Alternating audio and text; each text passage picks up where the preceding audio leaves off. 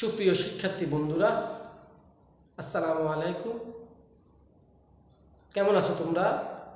আশা করি তোমরা ভালো আছো, সুস্থ আছো, নিরাপদে আছো। কেরামতপুর এমএচ উচ্চ বিদ্যালয় কর্তৃক আয়োজিত ধারাবাহিক অনলাইন ক্লাসে তোমরা যেখানে আছো, যেভাবে আছো, যে অবস্থানে আছো, আশা করছি তোমরা আমাদের ভিডিও ক্লাসে, অনলাইন ক্লাসে সম্পৃক্ত হয়ে আমাদের আলোচনাগুলো, আমাদের অনলাইন ক্লাসগুলো নিয়মিত দেখবে এবং বাড়িতে ভালো করে প্র্যাকটিস করবে। আজকে আমি আলোচনা করব বিষয় গণিত, অধ্যায় 2, শ্রেণী 8, দ্বিতীয় অধ্যায়ের এটি আমার প্রথম অনলাইন ক্লাস।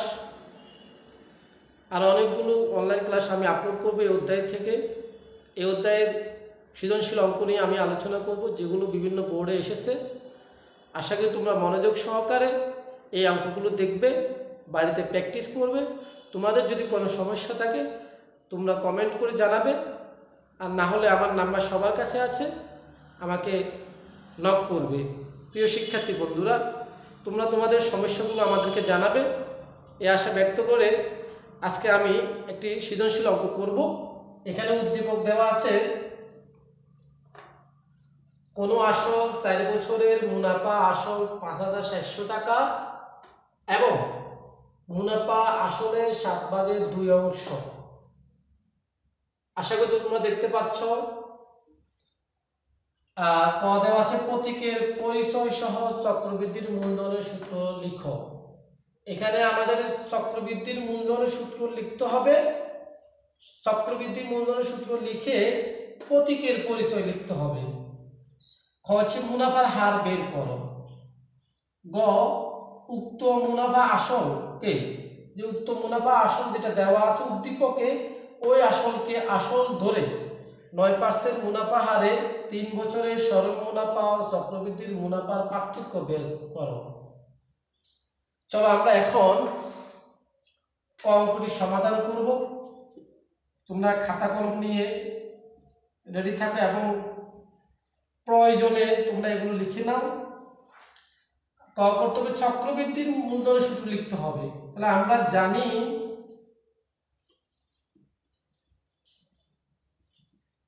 চক্রবৃদ্ধির মূলধনের সূত্র লিখবো আমরা। চক্রবৃদ্ধির মূলধন সি সমান, আমরা জানি চক্রবৃদ্ধির মূলধনকে সি দ্বারা প্রকাশ করে। তাহলে চক্রবৃদ্ধির মূলধন সি সমান পি ইন্টু 1 প্লাস আর হোল পাওয়ার এন। আমি আবার বলতেছি, চক্রবৃদ্ধির মূলধনের সূত্র হচ্ছে সি সমান পি ইন্টু 1 প্লাস আর হোল পাওয়ার এন, কারণ চক্রবৃদ্ধির মূলধনকে সি দ্বারা প্রকাশ করে। তাহলে এখানে যে চক্রবৃদ্ধির মূলধনের মধ্যে যে সি আছে, পি আছে, আর আছে, এন আছে, এগুলো হচ্ছে প্রতীক। এই প্রতীকের পরিচয় লিখতে হবে। অর্থাৎ এখানে সি দ্বারা কি বোঝায়, পি দ্বারা কি বোঝায়, আর দ্বারা কি বোঝায়, এন দ্বারা কি বোঝায়, এগুলো লিখতে হবে। তাহলে আমরা লিখবো যে এখানে সি হচ্ছে চক্রবৃদ্ধির মূলধন,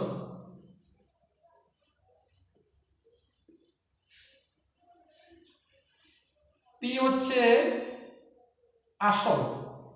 খেয়াল করো তোমরা,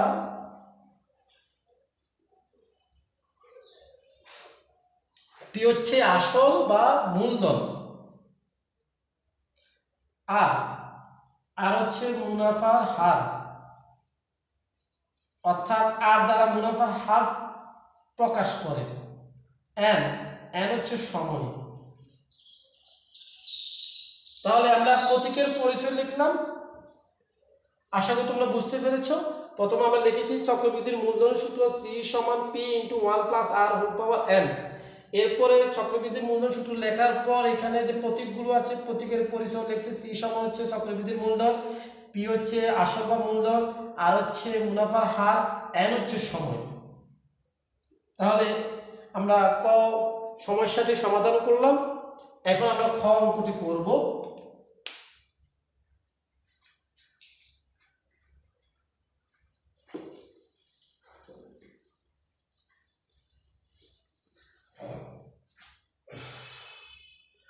খ মুনাফার হার বের করো। তো মুনাফার হার বের করতে হলে মুনাফার হারের সূত্র জানতে হবে। মুনাফার হারকে প্রকাশ করে, একটু আগে লিখেছি আমরা মুনাফার হারকে আর দ্বারা প্রকাশ করে। তো মুনাফার হার আর এর সূত্র হচ্ছে আর সমান হচ্ছে I/F ইনটু 100%। আমি আবারও বলতেছি মুনাফার হার আর সমান, মুনাফা হারকে আর দ্বারা প্রকাশ করে, তাহলে মুনাফার হার বের করতে হবে। তাহলে মুনাফা হার আর সমান হচ্ছে I/F ইনটু 100%। এখানে দেখো আই দ্বারা বুঝাবে মুনাফা, ফি দ্বারা বুঝাবে আসল, এন দ্বারা বুঝাবে সময়। তোমরা একটু দেখো এখানে সময় দেওয়া আছে 4 বছর, তাহলে আমাদের উদ্দীপকের সময় দেওয়া আছে 4 বছর। পি লাগবে, তাহলে আমরা করতে হলে পি এর মান মানে আসল লাগবে। এখানে আসল দেওয়া আছে কিনা আমরা খেয়াল করব, পি দেওয়া আছে কিনা একটু আমরা উদ্দীপক একটু খেয়াল করি। এখানে উদ্দীপক দেওয়া আছে কোনো আসল, তাহলে কোনো আসল বলা হয়েছে, আসলটা নির্দিষ্ট করে দেওয়া নাই। কোনো আসল বলা হয়েছে, এখানে আসল নির্দিষ্ট করে দেওয়া নাই।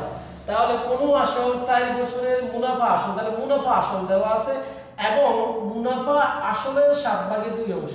তাহলে মুনাফাটা হচ্ছে আসলের 7/2 অংশ। তার মানে আসলটা কত এখানে দেওয়া নাই, আসল যদি আমরা জানি, আসল যদি আমরা ধরি, তাহলে এখানে মুনাফা বের করা যাবে। তাহলে মুনাফা হচ্ছে আসলের 7/2। তাহলে আমাদের প্রথমে যে মানগুলো দেওয়া আছে, যেমন অঙ্কটা করার জন্য যে মানগুলো লাগবে, সময় লাগবে, হ্যাঁ, এরপরে মুনাফা আসল লাগবে, এগুলো আমরা লিখে ফেলি।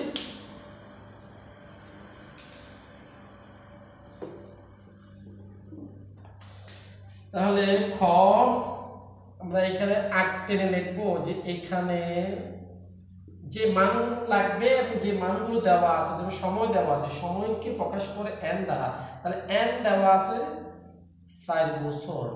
মুনাফা আসল দেওয়া আছে, মুনাফা আসলকে প্রকাশ করে এ দ্বারা, এ দেওয়া আছে 5,700 টাকা। এরপরে এখানে হচ্ছে মুনাফা আসলের 7/2 অংশ, তাহলে আসল কত, তাহলে এখানে আমাদের আসল ধরতে হবে। তাহলে আসল ধরতে হবে, আমরা কি ধরি আসল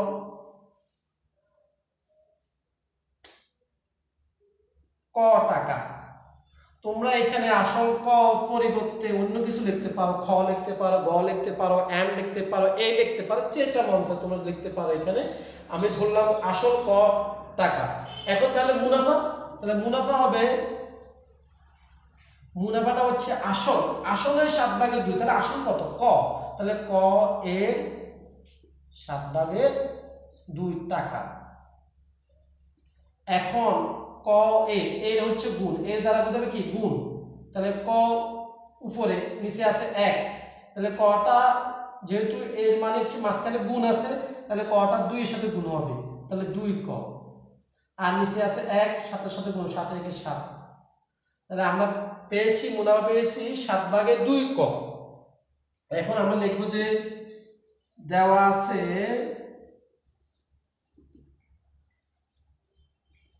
মুনাফা যোগ আসল। দেখো উদ্দীপকে দেওয়া আছে মুনাফা আসল, এটা মুনাফা এবং আসল, তাহলে লিখতে পারি আমরা মুনাফা যোগ আসল 5,700।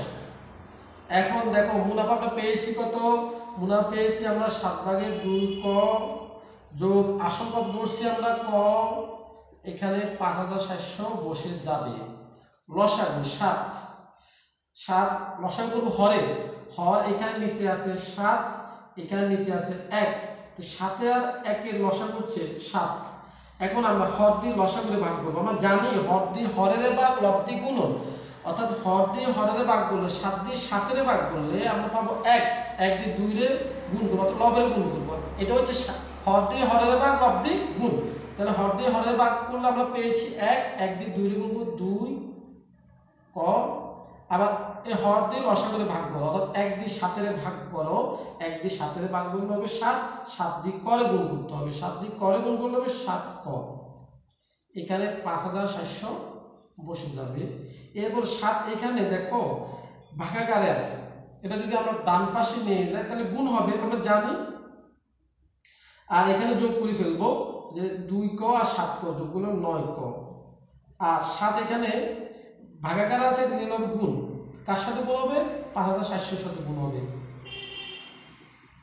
এরপরে আমরা 9 ক, 9 এখানে গুণাকারে আছে, 9 ক গুণ আকারে আছে, 9টা ক এর সাথে গুণ আকারে আছে, এটা যদি আমরা এদিকে ভাগ হবে তাহলে ক সমান হবে 5700 গুণ 7/9।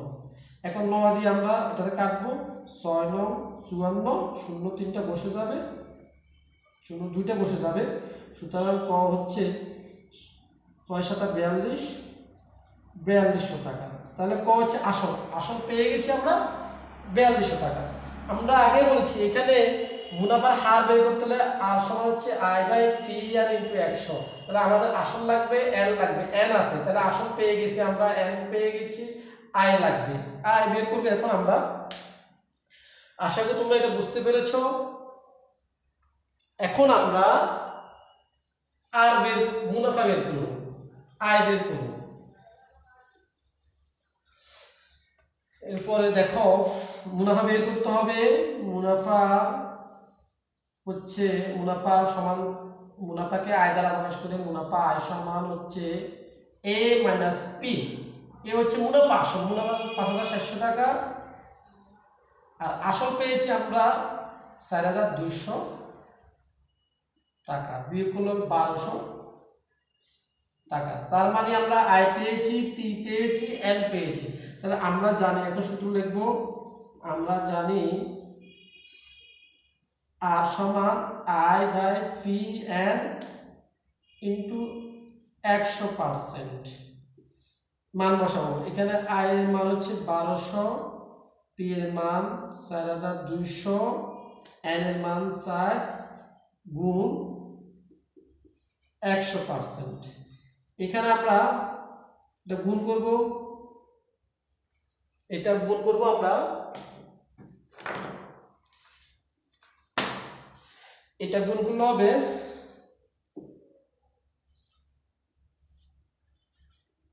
16800, আর এখানে 11200 সাথে গুণ করব, গুণ করলে হবে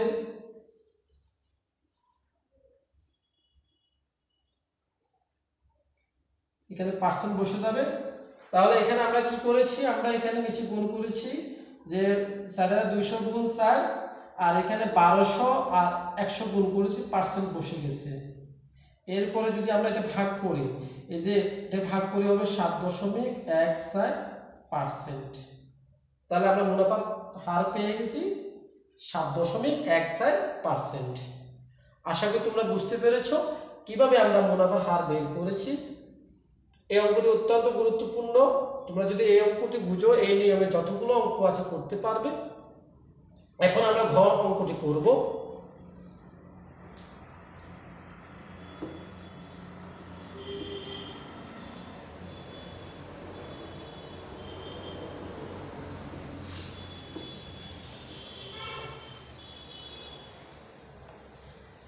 উক্ত মুনাফা আসলকে, উদ্দীপকে যে মুনাফা আসল আছে সে আসলকে আসল ধরে, তাহলে আসল হচ্ছে উদ্দীপকে যে মুনাফা আসল হচ্ছে সে আসল, হ্যাঁ, সেই মুনাফা আসলকে আসল ধরবো।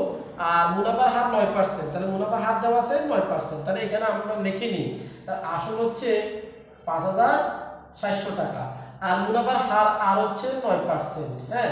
এরপর সময় হচ্ছে 3 বছর। বের করতে হবে মুনাফা আসল, সরল মুনাফা বের করতে হবে। তো সরল মুনাফা আমরা জানি, সরল মুনাফা আয় সমান হচ্ছে P/N/R। এই অভিজ্ঞত চক্রবৃদ্ধির মুনাফা, তাহলে চক্রবৃদ্ধির মুনাফা সূত্র হচ্ছে কি P * 1 + R whole power N - P। এবার পার্থক্য, তারপর পার্থক্য বের করব। তাহলে আমরা প্রথমে সরল মুনাফা বের করব, তারপর চক্রবৃদ্ধির মুনাফা বের করব। তাহলে এখানে আমরা লিখব যে এখানে আসল, উক্ত মুনাফা আসলকে আসল ধরবো, তাহলে P হচ্ছে 5700 টাকা, আর হচ্ছে 9%, 9% হচ্ছে 100/9, ভাগ করলে 0.09, আর n সময় দেওয়া আছে, ঘন নম্বর মধ্যে প্রশ্নে দেওয়া আছে 3 বছর। তাহলে আমাদের বের করতে হবে সরল মুনাফা। তা আমরা জানি সরল মুনাফা আয় সমান হচ্ছে P/N/R। P হচ্ছে 5700, N হচ্ছে 3, আর হচ্ছে 0.09। এখানে এটা ভাগ গুণ করব, এখানে আমরা এটা গুণ করব, গুণ করলে হবে 1458 টাকা সরল মুনাফা পেয়ে গেছি। এরপর আমরা বের করব চক্রবৃদ্ধি মুনাফা। আবার চক্রবৃদ্ধি মুনাফা